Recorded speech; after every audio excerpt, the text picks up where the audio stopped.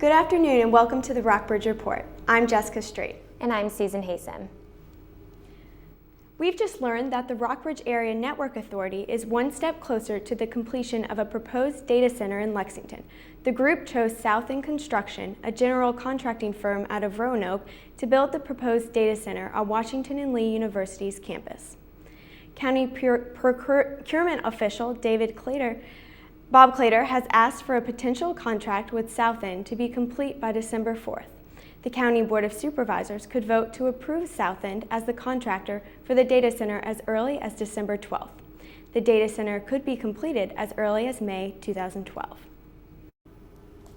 New funding cuts have made the Lexington School Board's difficult task of figuring out a budget for the next school year even harder. According to Lexington City Manager John Elistad, there is a $465,000 hole in revenues for the new budget. This hole is the result of the federal stimulus cuts, the end of allocations to balance this year's budget, and cuts in state funding. Under the new composition index that allocates state education funding, Lexington funding has been cut by $140,000.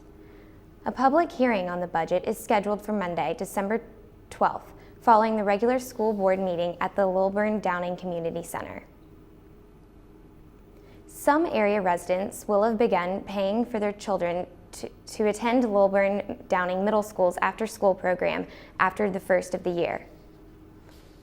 An increase in county students' participation has seen the program double in the past year. Youth Services Director Tammy Dunn says this increase is one the program cannot afford. Families of children not enrolled in the city schools will be asked to pay a $25 monthly fee to cover the cost of expenses. The program will continue to be free for city residents and county students who pay tuition to attend city schools. A notice has been sent out today informing families of the change. Lexington residents has also seen another change in their community. For many years, residents have complained about their student neighbors, but the city tries to limit these problems. Our Chelsea Stevenson has more on how these problems have decreased. Lexington City Council member Chuck Smith says the city pays close attention to houses that students rent. Every 2 years, the Planning Commission and the City Council review permits for homes with 5 or more student renters. This process began after residents reported problems with their student neighbors. These range from noise violations to leaving trash in their yards. Smith says that reviewing complaints before renewing permits helps deal with the problems. The city has more oversight and of those large capacity houses to keep problems from happening.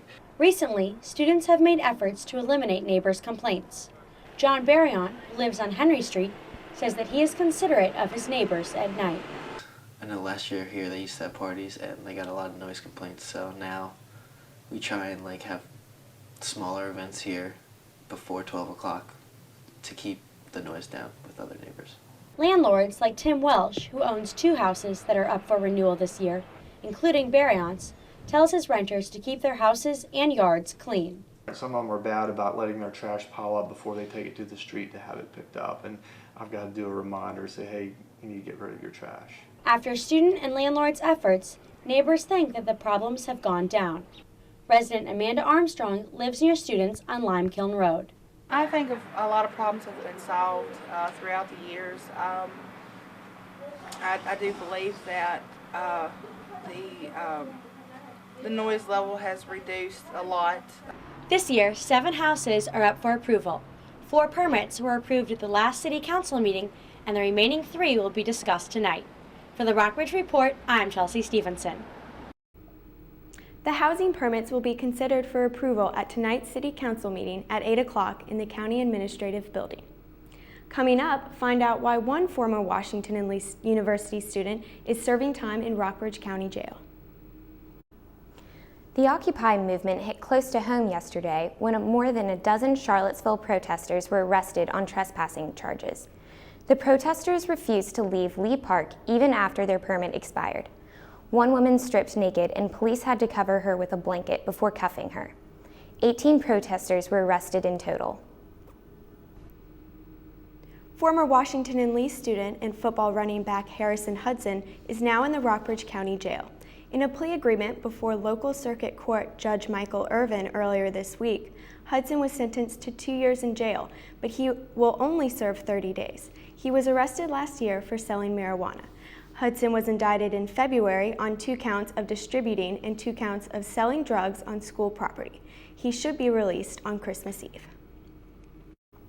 Corrections officials are getting ready to open a new regional jail in Madison Heights. The Blue Ridge Regional Jail will replace the current facilities in Amherst and Appomattox counties. The 179,000 square foot facility is scheduled to open on December 9th. Administrator Elton Blackstock says that about 120 jobs will be created from the jail's construction, and that figure does not include employees at the existing jails who will work there. Blackstock says that all inmates at existing jails will be relocated by the beginning of January. Coming up on the Rockbridge Report, see how the economy may be hurting local nonprofits during this holiday season. Also, find out how the weather may affect your weekend plans.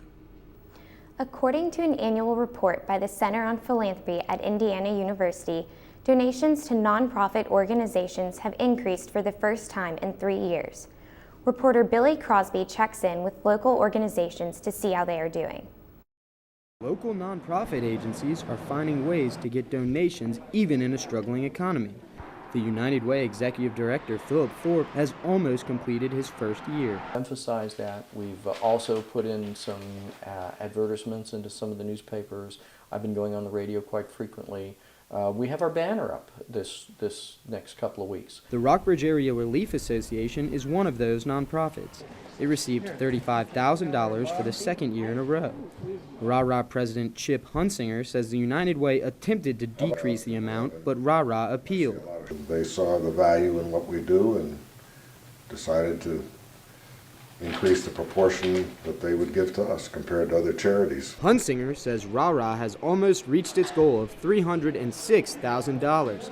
However, this amount is still not enough to feed all of Rockbridge County. We have more requests than we're able to handle. We currently are having to turn away some people because we just don't have enough resources. Habitat for Humanity is not affiliated with the United Way. To qualify for the United Way, an organization must stop fundraising during the United Way's campaign. Local Habitat Director of Development is Cy Hughes. I feel like we can be more successful with our own branded appeal mailings and personal visits and events and things like that while they're in campaign. Hughes says Habitat's recent fundraisers have exceeded expectations. In particular, a dinner dedicated to the late former Habitat board member Ann McThenia was a huge success. It's amazing. Donations are still coming in, and that event happened 3, 4, 5 months ago even. Thorpe says that halfway through the fundraising season, they've raised about 60% of their goal. For the Rockbridge Report, I'm Billy Crosby. This time of year is the major fundraising time for all nonprofits. All 3 organizations have sent letters out to try and raise money during the holiday season. The Southern Inn once again enjoys its historic downtown location. Returning 1 year after a fire gutted the original building, the restaurant reopened July 15th. Before that, owner George Uge opened the temporary Southern Inn 2 in the Rockbridge Square Shopping Center on Nelson Street. The reincarnated building features a new upstairs dining area, a fully visible kitchen, and larger bathrooms. The new layout has reduced overall seating capacity, but Uge said this has not affected business so far. The new structure conforms to modern building codes, unlike the nearly 200-year-old building that burned. As a result, they lost useful basement space and had to move the bakery out back and reduce their wine collection from 150 bottles down to about 70. Uge said they will hold on to the Southern Inn 2 for now as a base for their catering business. I can speak for the rest of the staff that we're just really happy to be back on Main Street, and we've felt really supported by the community through the fire and everything. Stay tuned to see if the temperatures will warm up around the area in time for your weekend. The weather is getting colder and Christmas time is fast approaching. Rockbridge County has been gearing up for the advent of the holidays, and reporter Deandra Spichak has more. Joyful all ye nations rise. back memories. And when I grew up in the city of Buena Vista, what a special place it is to live. It's a place where, you know, everybody kind of loves everybody, and it's a special place, especially Christmas time.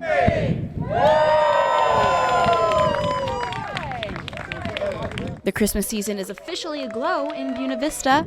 Last Tuesday, crowds came out despite the biting winds and cold drizzle to mark the start of the holiday season with the city's Christmas tree lighting. It's good to see people out. Anything you do like that with the community is wonderful when everybody gets together. And as the lights flickered on, carols rang out through the cold night, much to the joy of the young and the young at heart in the crowd. 8-year-old Mary Lapierre sang along to her favorite Christmas carol. We wish you a Merry Christmas. And a Happy New Year. Citizens ended the night with a cup of hot chocolate just across the street in the BV Firehouse, all gathering together to warm up their hands and continue the good cheer. I like to see it be like Christmas all the time, you know, people happy and smiling, and I like to see the spirit of Christmas not just be at Christmas time, but throughout the whole year. And the Christmas cheer doesn't stop there. Buena Vista's Christmas Parade is tonight at 7 down Magnolia Street, and Lexington's Miracle on Main happens tomorrow evening at 6:30. For the Rockbridge Report, I'm Deandra Spichak. There are several holiday events throughout the county this weekend. Check out the Buena Vista Christmas Parade tonight at 7 p.m., and Glasgow's Christmas Parade is this Sunday at 4 p.m. Well, basketball season is in full swing. The Washington and Lee Generals will take on the Roanoke College Maroons in Salem tonight at 7 o'clock. Southern Virginia University is at home tonight as the Knights face the Division II Cobras from Virginia Intermont at the Knight Sports Arena. The Rockbridge High School Wildcats boys basketball team travels to Buena Vista where they take on the Perry McClure Fighting Blues. Tip-off is at 5:30 tonight. The Rockbridge Lady Wildcats are back in action tomorrow. They will face the Riverheads Gladiators at Riverheads, and the tip-off is at 7:45. Looks like it will be a beautiful weekend here in Rockbridge County. The sun will be out all day tomorrow to kick off your weekend. The mercury will top out at 57. Clouds will move in on Saturday and cool things down a bit. Highs will reach 50s, but don't worry, the sun will return on Sunday. Skies will be clear and the high temperature will be 58. The pleasant weather won't last as we move into the next week. Monday, skies will be partly cloudy with a 30% chance of rain. We'll see a high of 56.